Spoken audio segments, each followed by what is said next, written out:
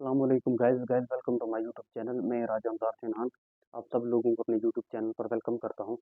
Guys आज हमारा IPC का दूसरा लेक्चर है जिसमें हम देखने जा रहे हैं एलिमेंट्स ऑफ क्राइम।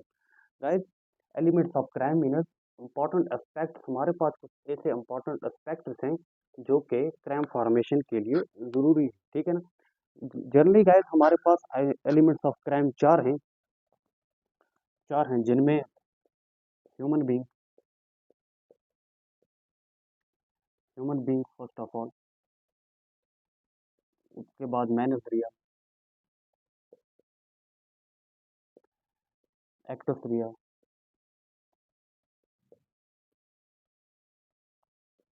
और इंजरी।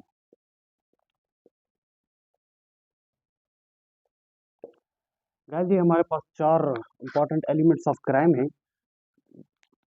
गाइस हम तब कह सकते हैं कि कोई क्राइम कंस्टिट्यूट हुआ जब ये चार एलिमेंट्स फुलफिल होंगे। First of all human being होना चाहिए, मैनजरिया होना चाहिए, एक्टसरिया होना चाहिए, इंजरी होना चाहिए। गाइस इन सबको हम एक एक करके देखेंगे, पढ़ेंगे। गाइस चलिए शुरू करते हैं ह्यूमन बीइंग। गाइस कोई भी ऐसा एक्ट जो कि कंस्टिट्यूट करता है क्राइम, उसके लिए ज़रूरी है कि वो किसी ह्यूमन बीइंग के जरिए होना चाहिए। Human being for example guys कोई इंसान ने किसी इंसान को शूट किया, वो मर गया, ये किसी ह्यूमन बीइंग ने किया। फॉर एग्जांपल कोई शेर किसी इंसान को खा जाए, वो भी मर जाएगा, लेकिन डिफरेंस ये है कि जिस इंसान ने दूसरे इंसान को शूट किया वो एक ह्यूमन बीइंग के जरिए हुआ है। शेर ने उसको खाया दूसरे इंसान को, उसको हम ट्रायल में नहीं ले सकते, उसके ऊपर हम क्राइम का केस तो नहीं कर सकते। और फर्स्ट ऑफ ऑल एक्ट और mission, act done by a human being, ठीक है ना, ये किसी ह्यूमन बीइंग ने किया हो। और इसमें अगर किसी रोबोट या मशीनरी या एनिमल वगैरह के जरिए हुआ हो तो वो क्राइम कंस्टिट्यूट नहीं करेगा। और गैस ये ह्यूमन बीइंग जो है, ह्यूमन बीइंग हमारे पास नॉर्मल ह्यूमन बीइंग होना चाहिए। यानी कोई ऐसा ह्यूमन बीइंग जो कि ये समझे कि वो क्या कर रहा है, उसका रिजल्ट क्या होगा, उसका नतीजा क्या होगा, ठीक है ना। Normal human being, normal human being यानी उसको अपनी सेंसेस पे पूरा कंट्रोल होना चाहिए। Normal human being. और गैस ये ह्यूमन बीइंग जो होना चाहिए ये मेजर होना चाहिए, यानी 18 साल से ऊपर होना चाहिए। मेजर ह्यूमन, मेजर होना चाहिए, 18 प्लस होना चाहिए। नॉर्मल होना चाहिए मतलब यानी अनसेन नहीं होना चाहिए, अनसेन नहीं चलेगा, ठीक है ना। और मेजर होना चाहिए, इसमें माइनर, अगर माइनर नहीं होना चाहिए, माइनर नहीं होना चाहिए, ठीक है ना। पहला एलिमेंट हमारे पास ये है कि हमारे पास एक ह्यूमन बीइंग होना चाहिए। ह्यूमन बीइंग के जरिए कोई एक्ट हो, ओमिशन हो, जिसकी वजह से क्राइम कंस्टिट्यूट होता है, तो वो कंसिडर किया जाएगा। लेकिन अगर वही एक्ट या ओमिशन किसी जानवर की वजह से हो, रोबोट की वजह से हो या मशीनरी की वजह से हो, उनके ऊपर हम केस वगैरह नहीं कर सकते। और ये ह्यूमन बीइंग जो होना चाहिए ये नॉर्मल ह्यूमन बीइंग होना चाहिए, यानी इसको अपनी सेंसेस पे पूरा कंट्रोल होना चाहिए, ये पागल वगैरह नहीं होना चाहिए। और ये ह्यूमन बीइंग जो होना चाहिए ये मेजर होना चाहिए, 18 साल से ऊपर होना चाहिए। और गाइस अब हम देखेंगे, हाँ गाइस ह्यूमन बीइंग टर्म जो है इसको आईपीसी में डिफाइन वगैरह नहीं किया गया है। ह्यूमन बीइंग को आईपीसी ने डिफाइन नहीं किया गया, लेकिन पर्सन को पर्सन को आईपीसी ने डिफाइन किया है, ठीक है। पर्सन में इंक्लूड होती है कंपनी, कंपनी कोई एसोसिएशन, एसोसिएशन कोई रिसोर्स, ठीक है ना, एलोकेशन ऑफ रिसोर्स। और गाइस सेक्शन 10 जो है ऑफ आईपीसी ये डिफाइन करता है मैन एंड वुमेन, ठीक है ना। गाइस इसके बाद हम देखेंगे इसका अगला एसेंशियल एलिमेंट जो कि है मैनर्स।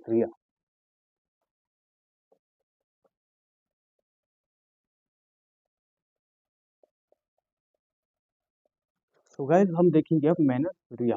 गाइस मैनस रिया एक लैटिन वर्ड से ड्राइव्ड है, मैनस एंड रिया, यानी मैनस रिया ड्राइव्ड फ्रॉम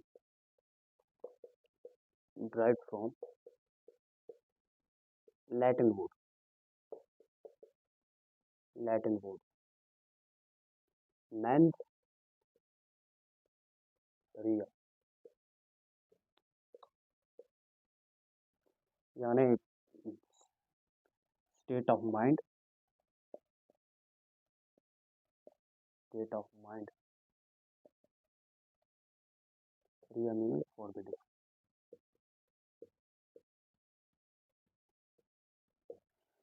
और गाइस इसको हम गिल्टी इंटेंशन भी कह सकते हैं, guilty intention,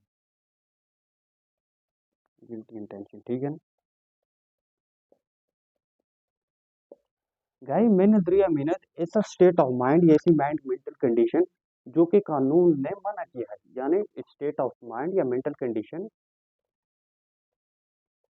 state of mind, mind which is forbidden by the law, which is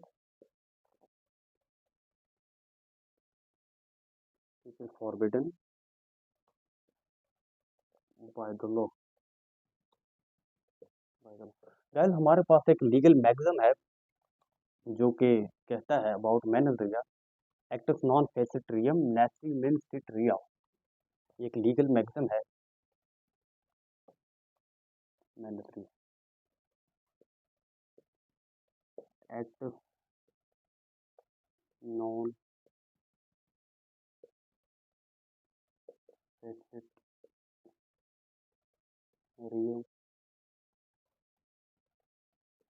नेसी मिन सिट रिया, यानी किसी बंदे का कोई एक्ट जो है वो उसको लायबल नहीं ठहराता, वो उसको क्रिमिनल नहीं ठहराता जब तक कि उसकी इंटेंशन जो है वो वो ऐसी ना हो जैसा वो एक्ट है। फॉर एग्जांपल जैसी इंटेंशन हो, जैसी इंटेंशन हो वैसा एक्ट हो, इसका सिंपली मतलब ये है जैसी इंटेंशन वैसा एक्ट। इसको हम मीनिंग लिख सकते हैं, meaning in act does not make a man guilty until his intention and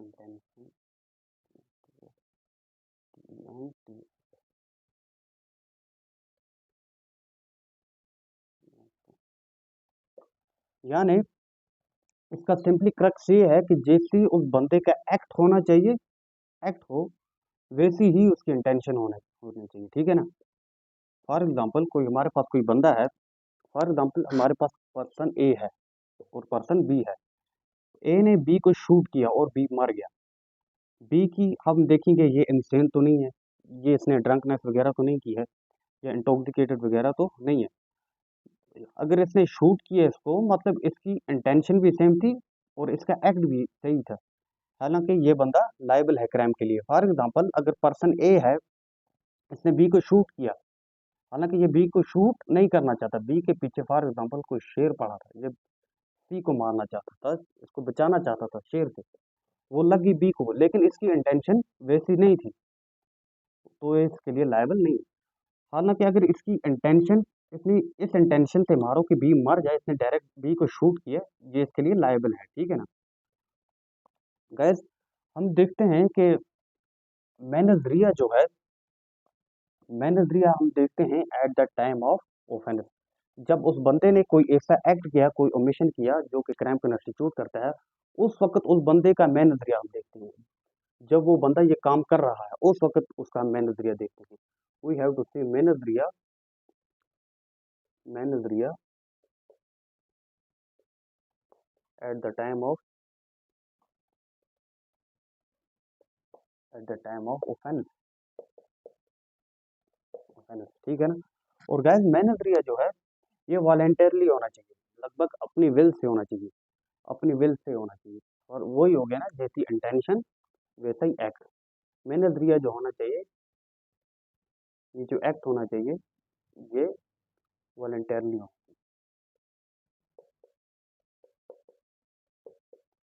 कोई बंदा अगर किसी बंदे को अंडर प्रेशर या अंडर फॉर एग्जाम्पल किसी बंदे ने दूसरी बंदे की कनपट्टी की गन रखी कि आप ये करो, अब वो मजबूर है। अब बंदा वो अगर वो ये काम करता है लेकिन वो उसके लिए लायबल नहीं है कि वो उस वक़्त वो अंडर प्रेशर था, वो अंडर थ्रेट था, उसने ये काम किया। अगर वो अपनी विल से करता है, तो वो वॉलंटरली आ जाएगी। कोई भी बंदा जब अपनी विल से करता है, तो वो वॉलंटरली आ जाएगा। गाइस, मैनेजरिया के लिए हमारे पास कुछ कंडीशनल हैं।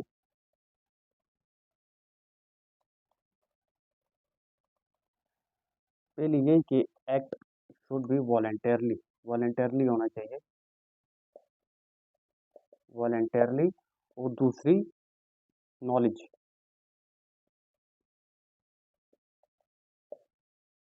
Knowledge is the sun is guys, for example कोई बंदा इनसेन है, पागल है, कोई बंदा माइनर है, ठीक है ना, बिलो 18 है, या कोई बंदा जो है जो इंटॉक्सिकेटेड है, वहाँ पे मैनेजरिया एब्सेंट है। वो सोचने की क्षमता उसमें नहीं है, वो नहीं सोच सकता है कि सही क्या है गलत क्या है। फॉर एग्जाम्पल कोई बंदा ये इडियट है, लूनेटिक है, ठीक है ना, वो बंदा ये डिस्टिंग्विश नहीं करता है कि सही क्या है गलत क्या है, ठीक है ना। तो वहाँ पे नॉलेज जो है, नॉलेज मिसिंग है वहाँ पे, नॉलेज वहाँ पे मिसिंग है। लेकिन मैनेजरिया को इंस्टीट्यूट करने के लिए नॉलेज नॉलेज होना ज़रूरी है, ज़रूरी है, ठीक है ना। फॉर एग्जाम्पल कोई बंदा अगर किसी जंगल में गया, उसने रैंडमली शूट किया, मालूम था सामने कोई नहीं है, उसने रैंडमली शूट किया, किसी को लग गया, यहाँ पे नॉलेज नहीं थी। अगर फॉर एग्जाम्पल उसको किसी ने बताया होगा कि नहीं यहाँ पे रास्ता है, आने जाने का लोगों का सफ़र है, फिर भी उसने शूट किया, लेकिन उसको नॉलेज थी वहाँ पे, क्योंकि उसको किसी ने बताया था यहाँ पे लोगों का आना जाना रहता है, वहाँ पे उसको नॉलेज थी, उसने फिर भी शूट किया, तो वो उसके लिए लायबल है, ठीक है ना। फर्स्ट ऑफ ऑल ये एक्ट जो होना चाहिए, वॉलेंटरली होना चाहिए, अपनी विल से होना चाहिए, विदाउट एनी प्रेशर, ठीक है ना। और यहाँ पे नॉलेज जो होनी चाहिए ये ज़रूरी है। इडियट फॉर एग्जांपल जैसे हम कहते हैं, नॉर्मल, नॉर्मल पर्सन और एबनॉर्मल पर्सन में, एबनॉर्मल, एबनॉर्मल या इंटॉक्सिकेटेड, इंटॉक्सिकेटेड या माइनर, इन बंदों में क्योंकि इनका जो माइंड है वो पूरी तरह फंक्शन नहीं करता है, सो यहाँ पे नॉलेज मिसिंग है, ठीक है ना, यहाँ पे नॉलेज मिसिंग है। सो अगर कोई भी एक्ट जो कि वॉलेंटरली हो, ठीक है, नॉलेज के जरिए हो, वहाँ पे नॉलेज हो, अगर फिर भी वो कॉन्स्टिट्यूट करता है क्राइम, ठीक है ना। गाइस, इसमें हम कुछ केस वगैरह भी देखेंगे और इसके कुछ और पॉइंट्स हम देखेंगे।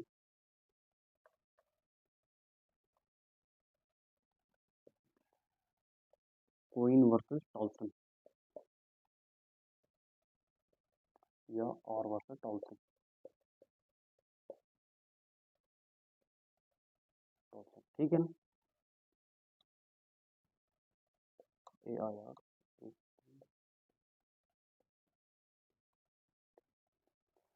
गाइस, एक्यूज जो है इसने मैरी की मिस्टर टॉल्सन के साथ, और इनकी मैरिज जो हुई थी 1880 में हुई, ठीक है ना। इनकी मैरिज जो है ये 1880 में हुई, लेकिन 1881 मिस्टर टॉल्सन इन 1881 मिस्टर टॉल्सन जो था वो किसी काम से अमेरिका गया, आफ्टर 7 ईयर्स, ठीक है ना, 7 ईयर्स, 1887 तक मिस्टर टॉल्सन जो थी, मिस्टर टॉल्सन यानी कोई, ये इसका वेट करती रही, लेकिन कोई कॉल पता वगैरह इसका कुछ नहीं मिला, ठीक है ना। बिलीविंग दैट कि उसका हस्बैंड जो है ये मर गया है, लेकिन उसने इंक्वायरी वगैरह भी की, जिसकी वजह से उसको ये मालूम हुआ कि उसका हस्बैंड जो है वो अब नहीं रहा। तो उसने किया काम, उसने किसी दूसरे आदमी के साथ शादी कर ली। जब मिस्टर टॉल्सन जो था ये वापस आया, और इस लेडी ने किया काम, ये सब कुछ अपने दूसरे हस्बैंड को बताया था। और जब इसका हस्बैंड जो था मिस्टर टॉल्सन ये अमेरिका से वापस आया इन 1887, तो उसने अपनी वाइफ के अगेंस्ट बाईगेमी का केस किया, ठीक है ना, बाईगेमी का केस। और इसमें कोर्ट की जजमेंट आई कि मिसेस टॉल्सन जो थी उसने फर्स्ट ऑफ ऑल इसका इतने साल वेट किया, और इसने इंक्वायरी भी की, अगर इसकी कोई ऐसी इंटेंशन होती, इतना वेट ना करती, और ये इसने ये सब कुछ अपने दूसरे हस्बैंड को भी बताया था, इसीलिए उसको लायबल नहीं ठहराया गया, ठीक है ना, not liable, accused was not liable.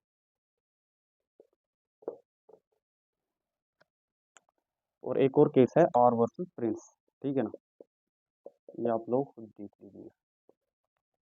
Guys अब हम देखते हैं इसका तीसरा इंपॉर्टेंट एलिमेंट, थोड़ा इंपॉर्टेंट एलिमेंट,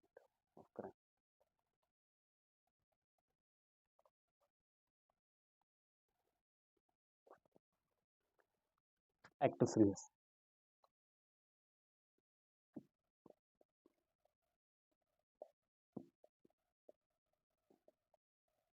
एक्टोफ्रिया, एक्टोफ्रिया गाइस एक ऐसा कंडक्ट है which is forbidden by the law. कोई ऐसा act, conduct, conduct forbidden by the law, means conduct forbidden by the law. Guys एक्टोफ्रिया जो है ये रिजल्ट ऑफ कंडक्ट है, रिजल्ट ऑफ कंडक्ट, ठीक है ना। मतलब फॉर एग्जांपल कोई बंदा किसी को शूट करता है, फॉर एग्जांपल कोई बंदा किसी को शूट करता है या कोई किसी को चाकू घोंपता है, लेकिन तब तक एक्टोफ्रिया फॉर्मेशन नहीं होगा जब तक वो बंदा शूट नहीं करेगा, जब तक वो बंदा किसी को चाकू नहीं घोपेगा। जब उसने घोप दिया या शूट कर दिया तब एक्टोफ्रिया जो है ये कंस्टिट्यूट होता है, ठीक है ना। एक्टोफ्रिया के लिए इंपॉर्टेंट ये है कि एक्टोफ्रिया जो है ये वॉलेंटरली होना चाहिए, वॉलेंटरली होना चाहिए, अंडर थ्रेट नहीं होना चाहिए। और इसका रिजल्ट जो है it should be voluntarily, should be,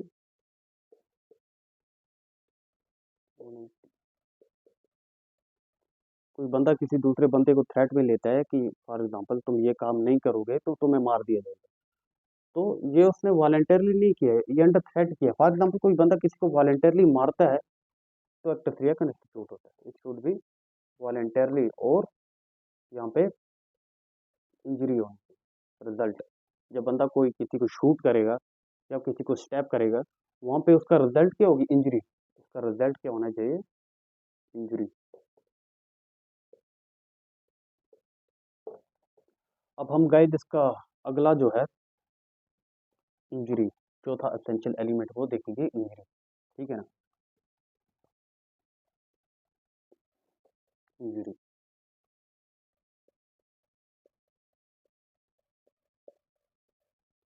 injury जो है, injury in the result of एक्टोफ्रिया, जैसे मैंने पहले बोला भी, एक्टोफ्रिया, रिजल्ट ऑफ एक्टोफ्रिया, एक्टोफ्रिया, ठीक है ना। या एक्टोफ्रिया के बजाय हम ये भी लिख सकते हैं रिजल्ट ऑफ एक्ट और ओमिशन, ठीक है ना। इंजरी गाइड, इंजरी को डिफाइन किया है section 44 of IPC, section 44 of IPC define करता है इसको, कोई भी ऐसा इलीगल हार्म जो कि किसी पर्सन को हो या तो उसकी प्रॉपर्टी को हो, इलीगल हार्म, ठीक है ना। डिफाइन करता है section 44 illegal harm, illegal harm जो कि किसी पर्सन की बॉडी को हो, माइंड को हो, उसकी रेपुटेशन को हो या उसकी प्रॉपर्टी को हो, ठीक है ना। गाइस ये थी इंजरी, इंजरी जो है ये रिजल्ट है एक्टोफिरिया का या एक्ट या ओमिशन जो कि कंस्टिट्यूट करता है क्राइम, उसकी वजह से हो। और सेक्शन 44 ने इसका डिफाइन किया है कोई भी ऐसा इलीगल हार्म जो कि किसी पर्सन की बॉडी को हो, माइंड, रेपुटेशन और प्रॉपर्टी। गाइस एक्टोफिरिया में कुछ इंपॉर्टेंट पॉइंट ये हैं कि कोई भी ऐसा एक्ट, हमारे पास दो तरह के एक्ट हैं, act which is forbidden by law या ओमिशन विच इज एक्ट और ओमिशन। हमारे पास एक्ट और ओमिशन ये दो अलग अलग टर्म, ठीक है ना। एक्ट और ओमिशन, एक्ट हो गया किसी चीज को करना, conduct, do something, doing something, doing something, something, doing something which is forbidden by the law. अगर हम इसके रेफरेंस में देखें क्राइम के, ठीक है ना, doing something forbidden by the law. और ओमिशन हो किसी बंदे की अगर लीगल ड्यूटी है, किसी बंदे के ऊपर ड्यूटी है, वो बंदा उसको करने में फेल हो जाता है। फॉर एग्जांपल एक डाइवर है जिसकी लीगल ड्यूटी है, तो बंदा कोई डूब रहा है तो वो उसको नहीं बचा रहा, मतलब उसने ओमिशन किया, ओमिशन किया। Person fail to perform legal duty, ठीक है ना। एक्ट और ओमिशन दो अलग अलग चीजें, ठीक है ना। इसी तरह एक्ट 3 में हमारे पास दो दो तरह के एक्ट और ओमिशन होते हैं, ठीक है ना। कि ऐसा act act forbidden by the law, act और omission forbidden by law, act या omission forbidden by law, act और omission, act omission not forbidden by law. Guys for example, अगर कोई बंदा अगर दूसरे सिटीजन को मारता है forbidden by law. For example, अगर कोई पुलिस वाला किसी टेररिस्ट को मारता है या कोई हैंग्समैन, ठीक है ना, जिल्लाद, वो किसी दूसरे ये सजा देता है किसी को, लेकिन वो नॉट एक्ट और omission not forbidden by the law, उसको फॉरबिडन नहीं किया गया, वो किसके कहने पे करता है अकॉर्डिंग टू, लेकिन एक्ट और omission which is forbidden by the law, ठीक है ना, कानून ने जिसको करने से मना किया गया। दो हमारे पास है, एक है एक्ट और omission forbidden by the law और एक्ट और omission not forbidden by the law. इसमें अगर कोई बंदा किसी दूसरे बंदे के अगेंस्ट कोई ऐसा काम करेगा जो कि कानून ने ऐसा करने से मना किया, जो कि दूसरे दूसरे के लीगल राइट के अगेंस्ट हो, it is forbidden by the law. अगर कोई बंदा, लेकिन यहाँ पे कुछ ऐसे एक्ट्स हैं which is not forbidden by law, जैसे हैंग्समैन जो है, ये कि उन्हीं के कहने पे करता है, ऑनरेबल कोर्ट के कहने पे, फॉर एग्जांपल कोई किसी को फांसी देता है, ठीक है ना, हैंग्समैन फांसी देता है, या पुलिस वाले किसी टेररिस्ट को शूट करते हैं, it is not forbidden by the law. यही है। सो गाइस ये था हमारा आज का lecture. I hope guys you like it. So guys like share and subscribe. तो मिलते हैं अगले लेक्चर में। Okay bye.